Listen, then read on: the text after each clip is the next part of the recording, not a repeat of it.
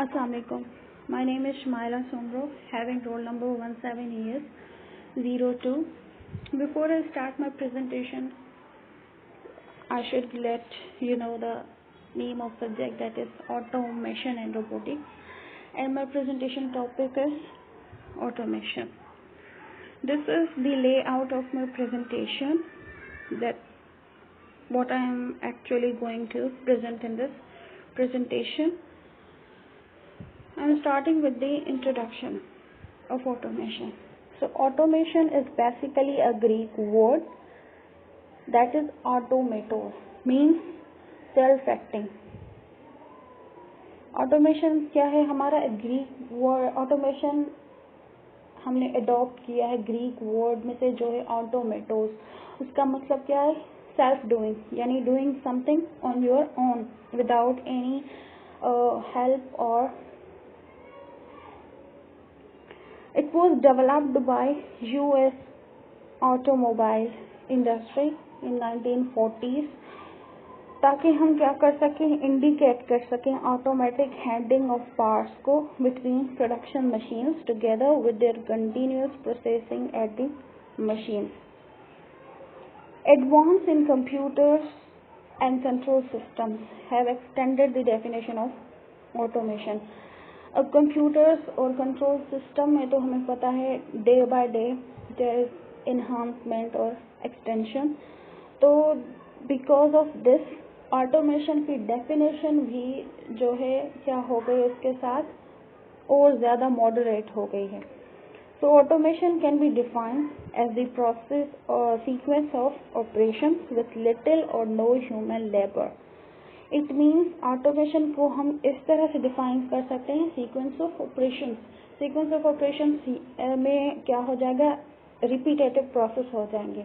One by one it will perform a process with little or no human labor. यानी इसको किसी भी help की ज़रूरत नहीं पड़ेगी, किसी लेबर की हेल्प की कोई ज़रूरत नहीं होगी ऑटोमेशन को. Specialized equipments that perform and control. अब हम उसको परफॉर्म किस तरह करेंगे? स्पेशल इक्विपमेंट्स के थ्रू, जो कंट्रोल भी करेगा और परफॉर्म भी करेगा मैन्युफैक्चरिंग प्रोसेसेस को. This is the process achieve through a variety of devices such as sensors and actuators. अब ऑटोमेशन क्या है? हमारा प्रोसेस है जो अचीव हो रहा है हमें through variety of equipments.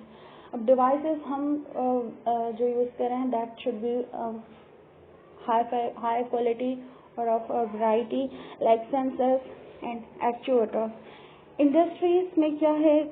Automation एक ऐसा प्रोसेस है जो क्या करता है? कन्वर्ट करता है operations that convert from manual process to an automated or mechanized process.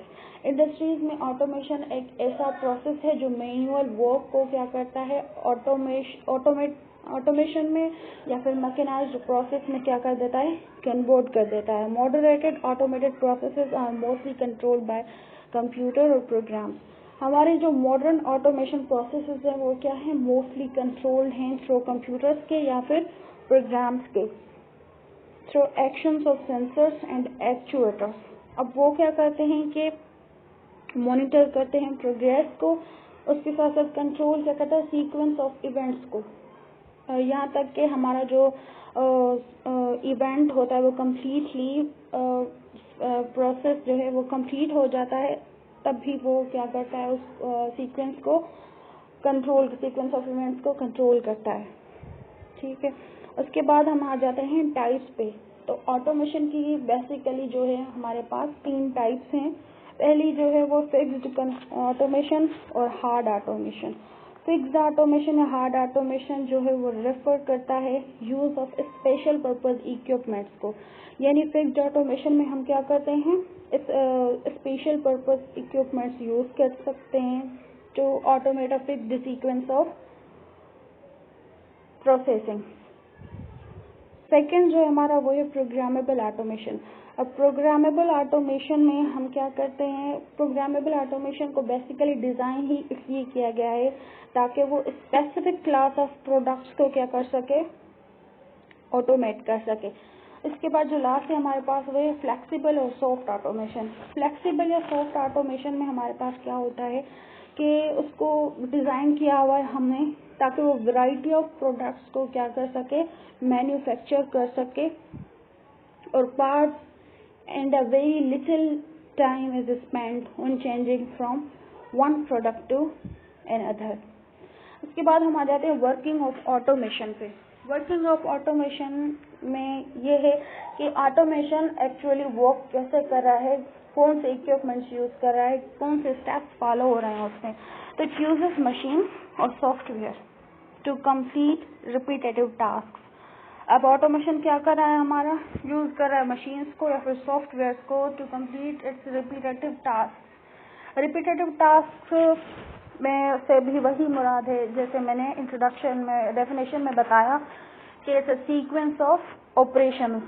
Sequence और रिपीटेटिव टास्क बात एक ही है कि सीक्वेंस भी यही है कि स्टेप बाय स्टेप हम प्रोसेस को कंप्लीट कर रहे हैं। रिपीटेटिव टास्क का भी मतलब वही है। डेंजरस टास्क यानी वो टास्क जो एक बंदा परफॉर्म नहीं कर सकता या फिर उसकी स्किन या हेल्थ के लिए डेंजरस हो सकते हैं, और task that require considerable strength, flexibility and endurance. Work automation frequently accelerates processing times. अब ऑटोमेशन का काम जो है वो क्या करता है कि वो स्पीड को या टाइम को मतलब फास्ट कर देता है और ज़्यादा as compare to perform by a man. Machines and robots can replace people and lift more, pull more and build more than people. अब मशीन रोबोट्स ने तो ऑलरेडी समहाउ रिप्लेस कर ही दिया है लोगों को इन मशीनरीज के साथ, तो ऑटोमेशन और भी ज़्यादा लिफ्ट भी कर सकता है और पुल भी कर सकता है मतलब इसको की स्पीड को। Extension of automation is digitization which put tools and operations online. अब ऑटोमेशन जो है हमारा उस वो और ज़्यादा डिजिटाइज्ड हो गया है। मीन्स कि हम अब जो है वो ये अपने टास्क जो है वो ऑनलाइन ही ऑपरेशंस को परफॉर्म कर सकते हैं। Now the question raises that does automation take over jobs perform by man. तो इसका जवाब होगा नो। ऑब्वियसली हमारी सोसाइटी को नीड है ऑटोमेशन की, पर ये चीज़ गलत है कि ऑटोमेशन जो है वो is taking over jobs performed by men. The need of automation doesn't provide unemployment for the following three reasons. हमारे पास 3 पॉजिटिव ऑथेंटिक रीजंस हैं जिनकी बिना पर हम कह सकते हैं कि ऑटोमेशन जो है वो अनएम्प्लॉयमेंट प्रोवाइड नहीं कर रहा। पहला जो है in terms of numbers of men required to produce a product be replaced by many men to build service and operate any automatic machine. अब इसका मतलब ये है कि फॉर सपोज हमें प्रोडक्टिविटी इंक्रीज करनी है तो हम उसके लिए जो एम्प्लॉयमेंट्स और ज़्यादा करेंगे और ज़्यादा लोगों को हम अपॉइंट करेंगे। तो उससे ज़्यादा बेहतर ये तरीका है कि हम ऑटोमेटिक मशीन्स को यूज़ करें। हर एक ऑटोमेटिक मशीन पे हम एक बंदा रख दें, उससे हमारी प्रोडक्टिविटी भी इंक्रीज होगी और अनएम्प्लॉयमेंट का चक्कर भी ख़त्म हो जाएगा। Second reason is manual direct labor work will be progressively transferred into cleaner, easier, safer work. अब जो है वो हमारा मैनुअल वर्क में जाहिर बात है थोड़ा सा कहीं कोई रिस्क भी होगा कि कहीं स्किन खराब ना हो जाए, कोई बंदे को नुकसान ना हो जाए और उसमें इतनी क्लीननेस भी नहीं होगी। तो ऑटोमेशन उसको रिप्लेस कर रहा है easier, safer and cleaner work में। Automation is necessary solution to predicted shortage of labours. It is designed to perform the work of men who are not there. Automation से हमें एक और ये भी फायदा है कि ऑटोमेटिक मशीन्स उस बंदे का भी काम परफॉर्म कर सकती हैं जो एक्चुअली वहाँ पर प्रेजेंट नहीं है। Now there are some reasons which describe that automation कुछ करनी चाहिए या फिर नहीं करनी चाहिए ऑटोमेशन। कुछ रीजंस हैं जिनके लिए ऑटोमेशन लाजमी है और कुछ रीजंस हैं जिनके बयान करते हैं कि इन रीजंस को मद्देनजर रखते हुए ऑटोमेशन नहीं करनी चाहिए। तो ऑटोमेशन के लिए जो है for automation shortage of labours, higher cost of labours, competition एक बहुत अच्छी चीज़ ये है कि ऑटोमेशन से कंपटीशन सोसाइटी में और ज़्यादा इंक्रीज हो रहा है। जो हमारा इंडस्ट्रियल सोसाइटी है इसमें सेफ्टी ज़्यादा है, लोअर कॉस्ट भी हो रही हैं, इसमें इंक्रीज प्रोडक्टिविटी, क्योंकि मेन रीजंस ऑटोमेशन के लिए कि प्रोडक्टिविटी इंक्रीज कर रहा है, सेफ्टी है, उसमें कंपटीशन इंक्रीज हो रहा है, और जो है हमारा मैन्युफैक्चरिंग जिसका जो लीडिंग टाइम हो वो भी रिड्यूस हो रहा है। और उसके बाद हमारे पास 3 रीजन है कि जिनके लिए ऑटोमेशन करना ज़रूरी नहीं है। That is labour resistance, cost of upgraded labours, और उसका बड़ा जो मेन रीज़न है वो ये है इनिशियल इन्वेस्टमेंट। अब हर कोई इनिशियल इन्वेस्टमेंट अफोर्ड नहीं कर सकता। जाहिर है अगर हमें प्रोडक्टिविटी इंक्रीज करनी है और हमें प्रॉफिट चाहिए तो इनिशियल इन्वेस्टमेंट करनी पड़ेगी, लेकिन हर कोई इनिशियल इन्वेस्टमेंट